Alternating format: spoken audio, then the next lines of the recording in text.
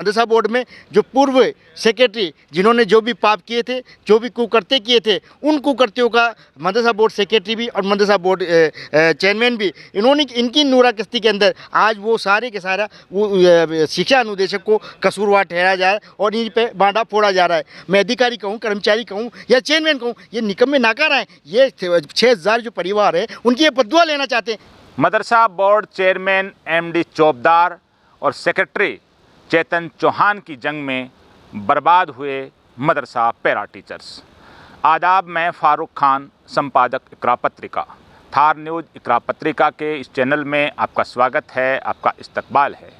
जैसा कि हमने इंट्रो में बताया है कि राजस्थान मदरसा बोर्ड हैं, उसके जो अध्यक्ष हैं MD चौबदार और सेक्रेटरी चेतन चौहान, इनकी जो पिछले कुछ दिनों से जो जंग चल रही है, एक दूसरे पे जो आरोप प्रत्यारोप लगाए जा रहे हैं, इसकी जो जद में जो इसका नुकसान है सबसे ज़्यादा मदरसा पैरा टीचर्स को हो रहा है, जो आज शिक्षा अनुदेशक यानी मदरसा शिक्षा अनुदेशक के नाम से जाने जाते हैं।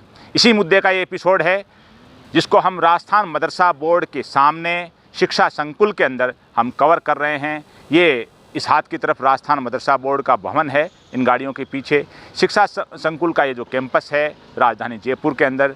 तो इस मुद्दे को हम यहाँ मदरसा बोर्ड के सामने कवर कर रहे हैं और पूरा बताने की कोशिश कर रहे हैं कि ये जो आपस के आरोप प्रत्यारोप क्या हैं और इनसे मदरसा पैरा टीचर्स का, मदरसों का और मदरसा बोर्ड का क्या नुकसान हो रहा है। जो सरकार है भारतीय जनता पार्टी की, भजन लाल शर्मा मुख्यमंत्री हैं, चीफ सेक्रेटरी जो सुधांशु पंत हैं, जिनका एक इकबाल है जो राजस्थान की व्यवस्था सुधरी है इनके आने के बाद, उस पर क्या प्रभाव पड़ रहा है, ये दोनों सरकार और प्रशासन के कंट्रोल में क्यों नहीं हैं। इसी मुद्दे का ये पूरा एपिसोड है जिसे आप आखिर तक देखिए।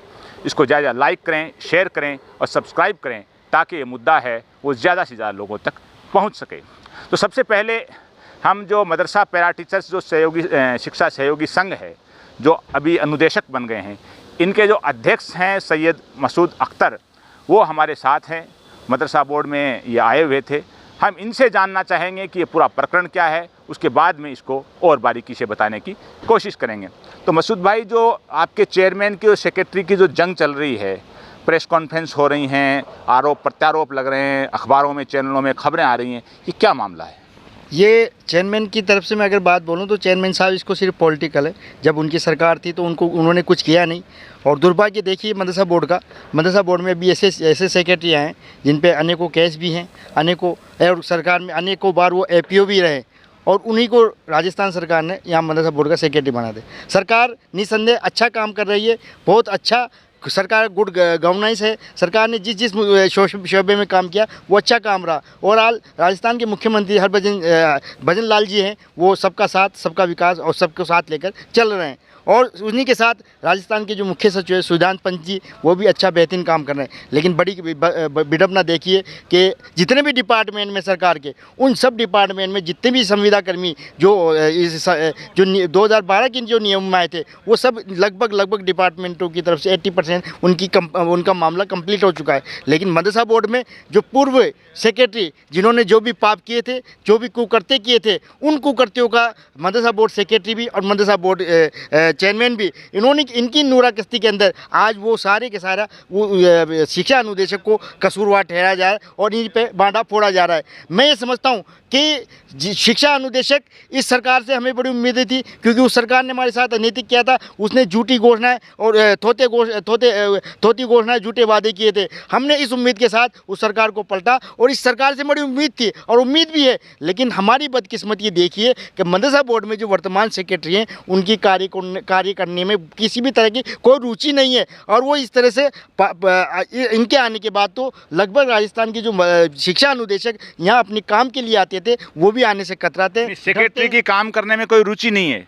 सेक्रेटरी की बिल्कुल रुचि नहीं है। सेक्रेटरी चाहते ही नहीं। सेक्रेटरी जी को जो APO से वो बहाल हुए, बहाल होने के बाद राजस्थान सरकार ने यहाँ लगा दिया। लेकिन जब मैं आपको एक बहुत ही कॉन्फिडेंशियल बात आपको मैं बता देना चाहता हूँ कि सरकार के संज्ञान में ये मामला गया है और सरकार ने, मैं समझता हूँ कि तुरंत ये फैसला सरकार ले लेगी। और अगर सरकार इस फैसले को नहीं लेती तो सरकार की नीति नीयत मैं समझता हूँ बिल्कुल साफ़ है, क्लियर है। अगर ये सेक्रेटरी रहे तो सरकार की नीयत और सरकार की नीति और सरकार की रिवाज, जो सरकार अभी तक जो सबके साथ विकास वाला, सम्मान वाला, साथ लेकर चलने वाला जो काम कर रही है, अगर ये सेक्रेटरी रहे तो कहीं ना कहीं सरकार को ये बदनामी और सरकार को कहीं ना कहीं ये सरकार को अल्पसंख्यक समाज के अंदर गलत रवैये के तरफ पेश करने की कोशिश करेंगे। अच्छा, जो चेयरमैन हैं, तो ये चेयरमैन आए हैं तो वो भी एक तरह के पावरलेस बता रहे हैं कि उनको कोर्ट में चले गए, हटा दिया था, फिर कोर्ट में चले गए, फिर बहाल होकर के आ गए। चेयरमैन भी नहीं आते हैं रेगुलर। मदरसा बोर्ड के मेंबर कितने हैं, उनको हटा दिया या नहीं हटाया, यानी बोर्ड है, वो बोर्ड भी तो नहीं चल रहा ना पूरी तरह। ये चेयरमैन साहब को जो है लास्ट जो पिछली सरकार का कार्यकाल था, इनको पूर्व मुख्यमंत्री अशोक गहलोत ने चेयरमैन बनाया था, लेकिन उनका कार्यकाल पूरा हो गया था। उसके बाद इन्होंने हाई कोर्ट में जाके और एक स्टे लेके और स्टे के साथ ये बैठे हैं सिर्फ पॉलिटिकल। चेयरमैन साहब क्या रोजाना आते हैं क्या? चेयरमैन साहब कुछ नहीं आते, इनको जब पब्लिसिटी करनी होती है और जब अपने आप को लोगों के सामने, देखो मैं तुम्हारा खैर ख्वाह हूँ, मैं तुम्हारा हमदर्द हूँ, तुम्हारा हमनशीन हूँ और मैं कर सकता हूँ कुछ जो कोई नहीं। जब अशोक गहलोत साहब का शासन था, इनको लास्ट आखिरी में 23 में इनको चेयरमैन बनाया, तब ये अमूमन रोज़ दफ्तर में आया करते थे, यहाँ भीड़ लगी रहती थी, पैरा टीचर भी आते थे। तो ये अपने आप को चेयरमैन आज भी बता रहे हैं। सरकार जरूर बदली है, मुख्यमंत्री जरूर बदले हैं, तो आज ये रेगुलर क्यों नहीं बैठ रहे हैं? पैरा टीचरों की समस्याएं क्यों नहीं सुन रहे हैं? असल में क्या होता है कि ये एक जिद और ये हाई कोर्ट के स्टे से ये वापस रुक तो गए, लेकिन इनके पास पावर भी नहीं है और इनको सिर्फ यहाँ सियासत स्टंट करना है, इनको सिर्फ प्रसिद्धि लेनी है और इनको आंसू किसी के पूछने नहीं। और ये अपनी हठधर्मिता की वजह से मदरसा बोर्ड के अंदर जिस तरह का अभी नूरा कुश्ती जो चल रही है, सेक्रेटरी हो चेयरमैन हो, उस नूरा कुश्ती में जो पैरा टीचर जो शिक्षा अनुदेशक है, उन्होंने जो सपने देखे थे वो सपने कहीं न कहीं काफूर होते नजर आ रहे हैं। और यही अगर नूरा कुश्ती चलती रही तो ये डिपार्टमेंट भी बंद हो जाएगा। और जो ये जो पैरा टीचर हैं, इनको 2023 में ही बड़े बड़े विज्ञापन छपे थे कि इनको अशोक गहलोत साहब का आभार कि इनको हमने नियमित कर दिए, इनको परमानेंट कर दिए, तो फिर अभी भी वही बात कि परमानेंट नहीं हुए। तो उस वक्त के आपके जो आंदोलन करने वाले लोग थे, जो आंदोलन करते थे, धरने लगाते थे, यात्राएं निकालते थे, सब खामोश हैं। पैरा टीचर नियमित नहीं हुआ है, तो ये हुआ क्या आपके साथ? वो बहुत बड़ा छलावा हुआ था, धोखा हुआ था। मैंने पहले भी आगाह किया था कि ये सरकार हमारे साथ धोखा कर रही है। हमने उस सरकार ने जिसने हमारे साथ धोखा किया, हमने उस सरकार को बदल दिया और जाहिर सी बात है नई सरकार को चुनने में और इस सरकार को लाने में हमारा बड़ा योगदान रहा और इस सरकार को हम लाए भी सही और सरकार को लाने के साथ हमारी उम्मीदें भी जगी थी। कहीं ना कहीं अब तक हम सरकार से संतुष्ट हैं और मैं कहता हूँ राज्य सरकार से मैं बिल्कुल अनुरोध करता हूँ, विनती करता हूँ कि राज्य सरकार अल्पसंख्यकों का भला करते हुए इस मदरसा बोर्ड में जो अभी वर्तमान सेक्रेटरी और जो चेयरमैन है, इनको तुरंत प्रभाव से हटाए ताकि इसमें जो अल्पसंख्यक, दलित, पीड़ित, शोषित जो तबका है उनका भला हो सके और वो राज्य सरकार की नॉर्म से जो नियम, राज्य सरकार की जो योजनाएं वो इनको सुचारू रूप से मिल सके। अध्यक्ष और सेक्रेटरी की जो जंग चल रही है, आरोप प्रत्यारोप चल रहे हैं, गंभीर आरोप लगाए जा रहे हैं, कहीं जो ये तो नहीं है कि यहाँ ज़बरदस्त भ्रष्टाचार हुआ है और वो भ्रष्टाचार की परतें खुल रही हैं उससे, या जो भ्रष्टाचार हुआ है उसके बंटवारे की कोई लड़ाई है? इसमें कोई संदेह नहीं है, इसमें कोई नहीं है कि कुछ न कुछ तो हुआ था, लेकिन हम ये कहते हैं कि सरकार जांच करा ले और जिस तरह से करा ले। जिन्होंने किया है भ्रष्टाचार जो करने वाले थे उच्च लेवल के बड़े मगरमच्छ वो निकल गए और अब जो गाज गिरनी है ले दे के उस शिक्षा अनुदेशक पे, शिक्षा अनुदेशक अल्प वेतन भोगी है, उनका क्या कसूर है? जिन्होंने भी किया है या जैसे जिस तरह से भी भ्रष्टाचार हुआ है, सरकार को जांच कराना चाहिए, दूध का दूध और पानी का पानी करना चाहिए। और जो पैरा टीचर जो शिक्षा अनुदेशक मदरसा बोर्ड में लगे हुए हैं, जिस तरह अन्य विभागों में भी सरकार नियमित करने जा रही है, लगभग उनको 80% जो कार्य है वो पूरा हो चुका है, चाहे वो चिकित्सा विभाग हो, चाहे वो नरेगा विभाग हो, चाहे पंचायती राज विभाग हो, चाहे वो शिक्षा नियमित करने का काम पूरा हो गया। लगभग ये मानो 80% उनका कंप्लीट कार्य हो चुका है और सरकार कभी भी पद सेक्शन करके उनको पद में उनको समायोजित करके सरकार उनको जो 1,10,000 के करीब थे उनमें लगभग 80% जो संविदा कर्मी उनका लगभग उनके विभागों से उनका कार्य पूरा हो चुका है और वो सरकार कभी भी इस साल में या इस साल के लास्ट में सरकार अपनी वर्षगांठ के ऊपर उनको नियमित कर सकती है। लेकिन मदरसा बोर्ड की बदकिस्मती या मदरसा बोर्ड में जो आए हुए अधिकारी कर्मचारी सिर्फ एक ही धंधा होता है इनका, लूट कसूट। अगर जिसके लूट कसूट हाथ नहीं आती तो मदरसा बोर्ड को और पैरा टीचर सबसे आसान इनके लिए फुटबॉल जो है शिक्षा अनुदेशक है। जो सेक्रेटरी आता है, जो चेयरमैन आता है, अपनी सियासत चमकाने के लिए इन गरीबों के साथ खिलवाड़ करता है। जो सेक्रेटरी हैं उन्होंने बयान दिया है कि जो पैरा टीचर थे उनको जो नियमित किया गया, नियुक्ति की गई, उसके अंदर चेयरमैन ने, पूर्व जो सेक्रेटरी अधिकारियों ने इनमें गड़बड़ की है, उन्होंने अनियमितता की है, दस्तावेजों का सत्यापन नहीं किया। तो इसमें कोई सच्चाई है क्या कि जो पैरा टीचरों के साथ, जैसे एक खबर आई थी कि कुछ पैरा टीचर विदेश चले गए, यहाँ से मानदेय बराबर उठाया? इसमें अगर बात करें पैरा टीचर से ज़्यादा अगर मैं दोषी मानता हूं तो इस सिस्टम को मानता हूं, क्योंकि मदरसा बोर्ड के नीचे जो कार्य करते हैं वो जिला अल्पसंख्यक कल्याण कार्य अधिकारी करते हैं। जिला अल्पसंख्यक कल्याण अधिकारी के पूरे नोटिस में होता है। अगर वो गए तो उनको वहीं रोक देना चाहिए था। आप ये मानो 3 शिक्षा अनुदेशक के चक्कर में आप 5,500 शिक्षा अनुदेशक को आप इस तरह से जिम्मेदार ठहराते हो। आप इस तरह से लोगों ने 20-20 साल सर्विस कर ली, लोगों की सरकार के नॉर्म्स रीति नीति विज्ञप्ति के अनुसार मेरिट के आधार पर पूरा इंटरव्यू के बाद मेरिट लिस्ट निकलने के बाद इसमें ये जो आपके जो जिला अल्पसंख्यक कल्याण अधिकारी, जो प्रोग्राम अधिकारी, जो आपके सेक्रेटरी, आपके जो मदरसों के जो इंतजामिया कमेटी के सदर सेक्रेटरी, क्या इन सब का इन्वॉल्वमेंट नहीं है कि सब लोगों ने मदरसा पैरा टीचर के साथ छलावा किया है? अगर ये इन्वॉल्वमेंट नहीं होता तो इतना बड़ा क्राइसिस है। आप ये बताइए कि सरकार का जो फंड होता है ओवरऑल जितने डिपार्टमेंट हैं उससे न के बराबर इस मदरसा बोर्ड और अल्पसंख्यक मामलात विभाग को मिलता है। ये जब कांग्रेस सरकार आती है तो ये पहले नंबर का डिपार्टमेंट हो जाता है और बीजेपी आती है तो 73 नंबर का हो जाता है। लेकिन फिर भी बीजेपी सरकार में मैंने एक बात ये देखी है कि जो भी काम होता है वो धरातल पर लागू होता है, हवाबाजी या लफाजी नहीं होती है। लेकिन कहीं ना कहीं ये जो सिस्टम, ये करप्शन की बात कर रहे हैं, तो इसमें मैं ये समझता हूँ कि सबसे ज़्यादा उच्च लेवल के, उसके बाद नीचे लेवल के जो अधिकारी हैं, कर्मचारी हैं, वो लिप्त है। और ये अपनी नाकामी, अपने भ्रष्टाचार का अगर ठीकरा शिक्षा अनुदेशक पे फोड़ना चाहे तो मैं समझता हूँ ये गलत है। ये इसलिए गलत है कि आपने जो मदरसा बोर्ड एक ऐसी जगह है जहाँ भ्रष्टाचार जैसे कोई भी अधिकारी आता है आसानी से करके चला जाता है सरकार की नाक के नीचे से, और फिर जांच होनी चाहिए, इसकी जांच होनी चाहिए। और दूसरी बात मैं कह देना चाहता हूँ, जो 5,500 शिक्षा अनुदेशक है उनको सरकार जब नियमित करना चाहती है अपनी दूसरी वर्षगांठ पे, तो उनको नियमित सरकार की मंशा है।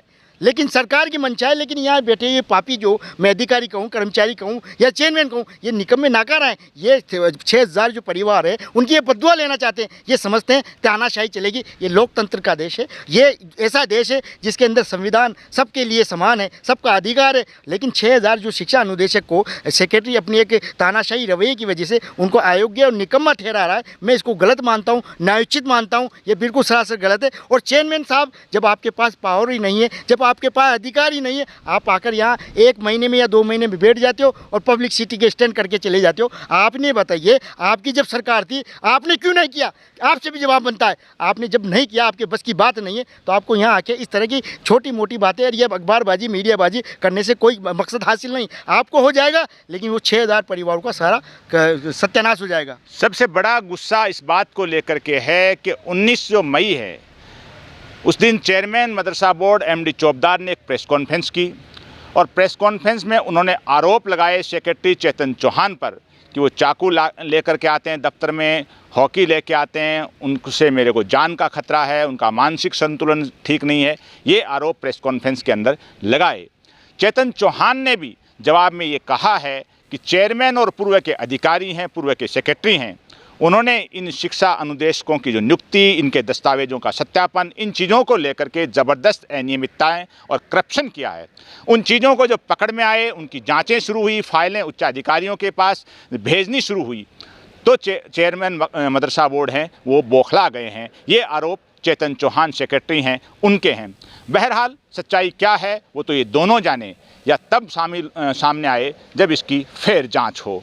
लेकिन ये जो मदरसा बोर्ड है ये भवन है। भवन बनने से पहले 2003 में ये मदरसा बोर्ड बना था। पैरा टीचर्स की नियुक्तियाँ वक्फ बोर्ड के जरिए हुई थी और जो पैरा टीचर्स ने पढ़ाना शुरू किया, बीच बीच में सरकार ने, वसुंधरा राजे जी की जब सरकार थी तो बजट के अंदर बाकायदा एक शब्द को इस्तेमाल किया था 2003 से 8 के बीच में, और वहाँ लिखा था कि मदरसे हैं सरकार के, ये मदरसा बोर्ड के मदरसे हैं, इनको वैकल्पिक शिक्षा केंद्र बनाया जाएगा। करीब 17-18 साल हो गई, मदरसे हैं वो वैकल्पिक शिक्षा केंद्र नहीं बन पाए। यहाँ जो कार्यरत पैरा टीचर हैं वो 15-20 साल से दर दर की ठोकरें खा रहे हैं। जो चेयरमैन की और सेक्रेटरी की जंग में जो पैरा टीचर हैं वो बर्बाद हो रहे हैं। पिछली सरकार ने, यानी अशोक गहलोत की सरकार ने, आनन फानन में जाते जाते जो संविदा रूल बनाए 2022 और 23 के अंदर उनको ऐसे ही कहा कि नियमित कर दिया। और मदरसा बोर्ड चेयरमैन एमडी चौबदार ने जो राजस्थान के प्रतिष्ठित और बड़े अखबारों में फ्रंट पेज में फुल पेज के विज्ञापन लगाए थे अशोक गहलोत की खुद की फ़ोटो के साथ में, और बधाई हो, आभार हो कि हमने समस्त पैरा टीचर्स को नियमित कर दिया। बड़े बड़े आंदोलन हुए थे, यात्राएं निकली थी, लेकिन हुआ वही कि कुछ नहीं हुआ। पैरा टीचर वहीं के वहीं हैं। जैसा कि सैयद मसूद अख्तर बता रहे हैं कि तमाम विभागों के जो संविदा कर्मी हैं उनको भी नियमित करने की बात थी। उसी नियम 2022 के तहत उनमें अधिकतर डिपार्टमेंट का लगभग काम हो चुका है, लेकिन मदरसा बोर्ड से संबंधित काम है वो वहीं का वहीं अटका हुआ है, यानी वो नियमित होने का रास्ता उनका आसान हो गया। इसके लिए दोषी कौन है? जब चेतन चौहान सेक्रेटरी काम नहीं कर रहे हैं तो सरकार को चाहिए कि एक जिम्मेदारी बनती है ऐसे अधिकारी के खिलाफ एक्शन लेने की। जब मदरसा बोर्ड चेयरमैन हैं जो कह रहे हैं कि मैं चेयरमैन हूं, जो कोर्ट चले गए अपनी कुर्सी के लिए बचाने के लिए, तो अशोक गहलोत के शासन में जो लास्ट में 7-8 महीने पहले बनाया था वो रेगुलर मदरसा बोर्ड आया करते थे, यहाँ रील बनती थी, मालाएं डलती थी, पूरे राजस्थान से पैरा टीचर आते थे, रोज़ खबरें जारी होती थी। अब क्यों मदरसा बोर्ड चेयरमैन मदरसा बोर्ड में नहीं बैठते हैं? कभी कभार आते हैं तो सोशल मीडिया पर एक मैसेज आता है कि कल या परसों फलां दिन मैं मदरसा बोर्ड इतनी बजे से इतने बजे तक बैठूंगा, एक मैसेज वायरल करके कुछ लोगों से मिलके चले जाते हैं। दाल काली नहीं है, दाल में काला नहीं है, पूरी दाल काली है मदरसा बोर्ड की। जांच कौन करवाए? जाहिर सी बात है सरकार कराए। राज्य सरकार यानी मुख्यमंत्री भजनलाल शर्मा ने और चीफ सेक्रेटरी सुधांशु पंत ने, हमने शुरू में इंट्रो में बताया है कि आने के बाद राजस्थान की व्यवस्था को खींचा है, प्रशासनिक व्यवस्था में सुधार हुआ है, पेपर लीक में अपराध के अंदर जो सख्ती बरती गई है उससे युवाओं का और समाज का भला हुआ है। लेकिन मदरसा बोर्ड का हाल देखें तो चेयरमैन और सेक्रेटरी की जो जंग है उसमें पैरा टीचर और तमाम मदरसे हैं वो बर्बाद हो रहे हैं। सरकार को चाहिए, मुख्यमंत्री भजनलाल शर्मा को, चीफ सेक्रेटरी सुधांशु पंत को, कि मदरसा बोर्ड की पिछले 10-15 साल की जांच करवा ली जाए। मालूम पड़ जाएगा कौन कितना % ईमानदार है और दाल काली है या दाल में काला है। ACB से इसकी जांच हो जाए या SIT गठित करके इसकी जांच हो जाए तो सारी चीज़ें सामने आ जाएगी। मदरसा बोर्ड की जो कमेटियां हैं, मदरसा बोर्ड के सेक्रेटरी हैं, चेयरमैन हैं या यहाँ कर्मचारी हैं, यहाँ पूरी की परत के अंदर करप्शन है। काफ़ी हमने इसके ऊपर लेख भी लिखे हैं और एपिसोड भी बनाए हैं। हालात वहीं के वहीं हैं, लेकिन पहली बार 20-25 साल में ऐसा हुआ है कि सदर और सेक्रेटरी की जंग इतना विकराल रूप धारण कर गई कि प्रेस कॉन्फ्रेंस हो रही हैं, जान का खतरा बताया जा रहा है। सरकार को इसमें गंभीरता दिखानी चाहिए, एक्शन लेना चाहिए, चेयरमैन के खिलाफ भी, सेक्रेटरी के खिलाफ भी, दोषी जो भी हो उसके खिलाफ कार्रवाई भी होनी चाहिए। पूर्व के अधिकारी, पूर्व के चेयरमैन और कर्मचारियों ने कुछ गड़बड़ झाला किया है, उनके खिलाफ भी कार्रवाई होनी चाहिए। जो मदरसा बोर्ड को दलालों का अड्डा बनाने की कोशिश की गई है उनके खिलाफ भी एक्शन होना चाहिए। तभी मालूम होगा कि राजस्थान का प्रशासनिक तंत्र है, राजस्थान का सरकारी तंत्र का जो इकबाल है वो मदरसा बोर्ड में बुलंद है। आज के इस एपिसोड में बस इतना ही। जय हिंद, जय भारत।